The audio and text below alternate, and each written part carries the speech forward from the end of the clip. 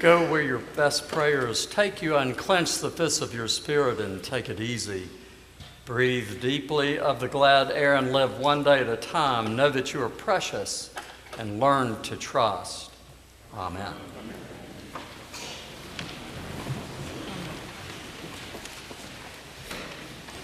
Well, good morning to all of you. I'm glad to see you today.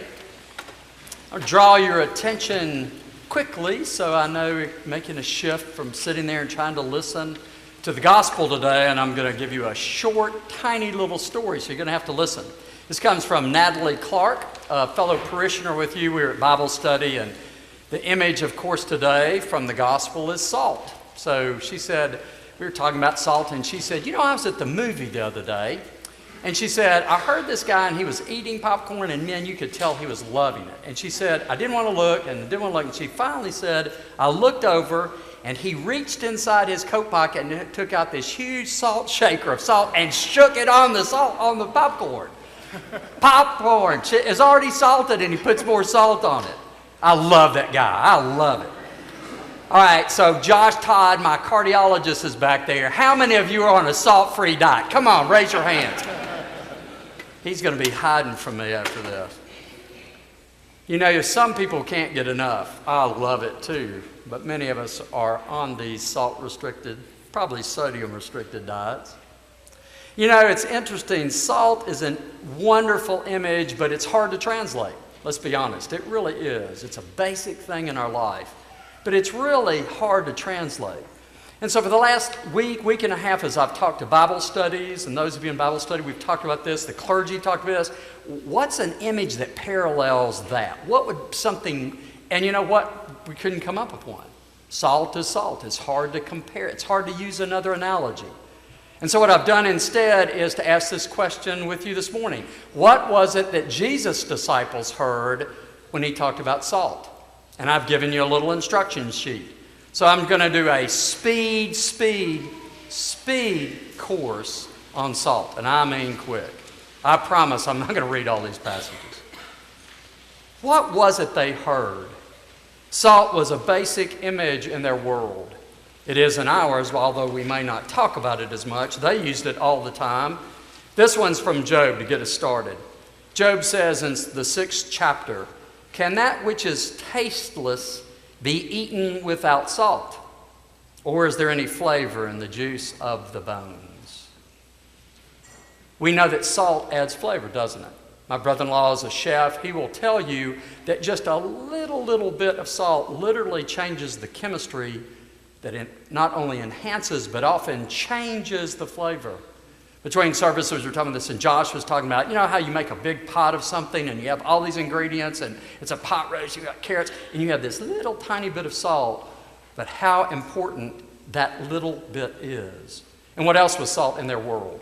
In fact, it may have preserved, changed, modified, enhanced the entire population of the world. You could keep your food with it, right? It preserves food.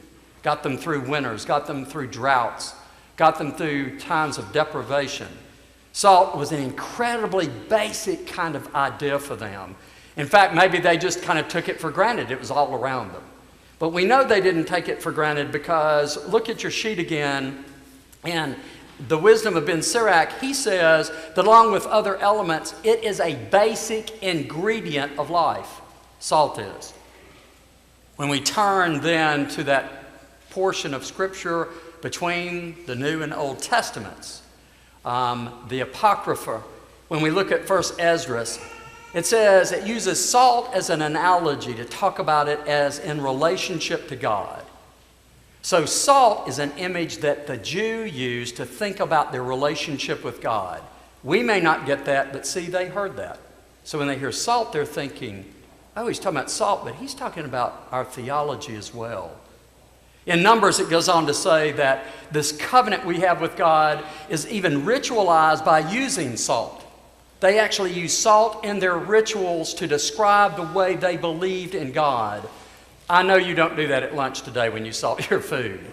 But they were doing that, not salting their food, but using salt, which was a precious commodity and valuable, in a way to express something about God. It even gets deeper in Ezekiel. Some of you know this. They actually rubbed their babies with salt. And still many Orthodox Jews do. It is not only at that time for cleansing. Any of you been at the birth of a child? I've been there a couple of times. Witness only, I promise. But they're kind of gooey, and the salt kind of scrubs all that off, but it also cleanses, doesn't it? It acts as an antiseptic. So they knew that it had this property that also begins to build this thought about how do we come into the world? We come cleansed into the world in this relationship with God. You catch it? This metaphor just carries them along. And then they say that we have a covenant of salt with God. It gets so deep in time that they describe their relationship with God as a covenant of salt. I know that's hard to kind of translate, but for them, they think of this steady property of salt that preserves, that cleanses, that enhances as what? A basic element of their life. So God does what? Cleanses, enhances, restores, adds flavor. God is a basic element of their lives. And then finally in Exodus, coming from the earliest of their tradition, speaks of salt as that property that shows them of God's goodness in life. That God is all around them. God is the platform on which they stand. God is in everything, about everything, intrinsically important to anything and everything. You get that? Okay, you're done. Short Bible study. You can take it home and look it up if you want to. And then Jesus comes along. Come back with me now to the gospel. He doesn't say that salt's out there in this covenant or that it's a metaphor. What does he say? Read it for yourself, what you just hear. He says, you are salt. Meaning you are salt. The disciples are salt. You are salt. You're not like salt. No, you are salt. You see, the covenant is not out there. The covenant is you. You are the living covenant. And even more powerfully, you then are God. You act as God in this covenant. That's what he's saying to them. And I promise you, he had their attention like I think I have yours. Try that on as a mantle. Put that on as a coat when you leave here today. No joke. Think about it. You get to be God when you live here. That's what he's saying to them. So then, you see, he's deepening it, isn't it? You see, at the right time and the right place, all of us get to be this salt. At the right time and the right place, we really are, as the saying goes, the God that we want the world to see and experience. I read a great story of Dorothy Day. She lived at the turn of the century, not this one, the last one, the 20th. She grew up as an Episcopalian. Father was a newspaper reporter, wrote sports. They attended a downtown Episcopal church in New York City. They were in New York, lived on the West Coast. She went back east to school and ended up in school just enamored with Jesus, just reading about him, interested in spirituality, unusually so. And so she began this journey where she went to Catholicism, really studying deeply, and became Roman Catholic and tried to live her faith. It's quite a story. She is a very revered Catholic laywoman to this day. She tells the story one day she was trying to live her faith, so she took a homeless guy that she had met on the street and took him to her apartment. Let him shower.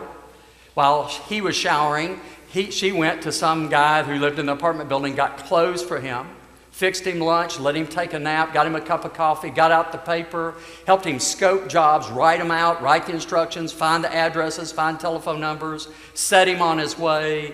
And then she found out that he had taken her wallet out of her purse and taken all of her money. She was really, really hurt. She was bitter. She was disheartened. She was some disillusioned. Because, see, this was kind of a culmination of really ramping up to act this way. I'm going to be a Christian in the world. And then this happened. Well, she was friends with a Carmelite nun who she saw regularly, and later in the week she went and told her the story. And the nun was very sympathetic and listened and said she shared in her disappointment. It was a hard thing. And she said, I'm sorry it happened. But she said, Dorothy, we serve in the name and spirit of the Lord. And it is the crushed heart that is the soft heart, which is the tender heart of Jesus. It is the crushed heart that becomes the soft heart that is actually the tender heart of compassion of Jesus in the world. You see, Jesus today is not talking about what you do. He is talking about who you are. And you know whose business that is? That's your business, not mine, actually. It is up to you to decide who you are. It is every day up to you to decide who you are and what you stand for, not anyone else. You and God, as I like to say, are in charge of you. You see, it's about who we are. It is not wrong to focus some of our faith on fixing things, curing the ills of society. We do all of that. It is not wrong to save souls for Christ. We are disciples, by the way. All of that's legitimate. But today I want you to hear it differently. If you can, go with Jesus today. He's asking you to ask yourself, who am I? And he says, you are salt. And maybe, if you are salt, maybe you can be a light to the world. Today we will bring Jane Davis, sweet Jane Davis, into baptism. And we always say that if we all do our job, she will at least know one thing. She is loved by God. Was, will be, always will be.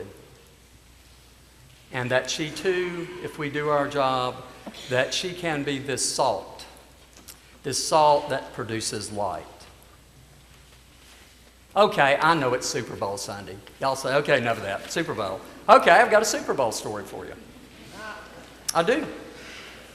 At the Super Bowl, all these athletes show up and thousands of reporters show up and do these interviews. And you may have seen this interview, and it bowled me over. Because everybody's talking about X's and O's and where they came from, and it's good stuff. They're talking about their families. It's really neat. It's a really good atmosphere. So it's not just about how do you win a football game. It's kind of rich. But this one interview was terribly, terribly different. Steve Hartman, who does On the Road on the CBS Morning News, was interviewing the New England Patriots. And he just happened to interview Malcolm Mitchell, some of you know is a rookie receiver for the Patriots. And they started talking, and about 20 seconds into the interview, they started talking about reading. I am not kidding. He's talking about football, and then they start talking about reading. And they're talking about books. And he's got a book in his hand. He's on the football field with a book in his hand, and they're talking about what he reads. It is fabulous. So it goes along about that stuff, and it turns out, Malcolm is a voracious reader. He's incredible. Some of you know his story.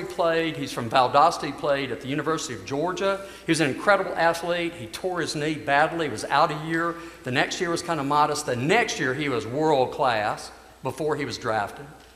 He was also one of those SEC players who was tagged both for his athletic skills, his scholarship skills, but his humanitarian efforts. So that's him. The backstory is this. He said, do you know why I read so much? He said, because when I got to the University of Georgia, I told no one I was ashamed. I read maybe at a 7th grade level, and I was drowning. So he made a decision that he would put his reading effort, his reading game, as high priority as his football game. This is no joke. He had a book in his hand all the time. He read as he got ready for football practice. He read while he put on his uniform and got taped up to play in a game. When he was with the trainer, he read a book. At breakfast, he read a book. At lunch, he read a book. At dinner, he read a book. He read books all the time, constantly. And as fate would have it, down in Little Athens, Georgia, he was in the Barnes & Noble and ran into this middle-class woman who's probably almost as old as I. And they started talking. She had no idea he was a world-class football player. And they started talking about books, and she said, "Why don't you come to my book club?" And so he did. This is no joke. There's this great-looking black athlete who's world-class, makes a ton of money, with all these suburban white women. It's hysterical. It's wonderful. And they sit around and talk about books. They don't talk about football. They talk about ideas. They talk about thoughts. They talk about the world. They talk about books. And he still somehow, now that he's a long way from Athens, stays connected to the book club. And now the reader is a writer. He has written a children's book. Some of you may know this. It's called The Magician's Hat, and it's a children's book encouraging kids to read. It's about reading. And he's taken a bunch of the money that he gets paid to play football, which is considerable, and he has started a literacy foundation for children. Steve Hartman said to him, "You know, Malcolm, a lot of athletes think you're a nerd." He didn't laugh. He just sat there and he thought a minute. He said, you know, for me, that's a badge of honor coming from where I came from. And he goes on to say this: "Football will never be my greatest accomplishment. That came naturally. Football, for me, is a gift. Reading was hard work." Steve Hartman ended the interview saying, "You know, if more people would follow your example, our country would be a better place." So go look this up on YouTube. This young man actually looked like he had tears in his eyes. And he said, "You know, you do not know what that means to me." Who would have thought it? Who would have thought it? Football's greatest game. A football player, a football game, reminds us this morning that we can be salt. That we just might be the salt of the earth. And when we are, we might be the light that the world really, really needs. Amen. Amen.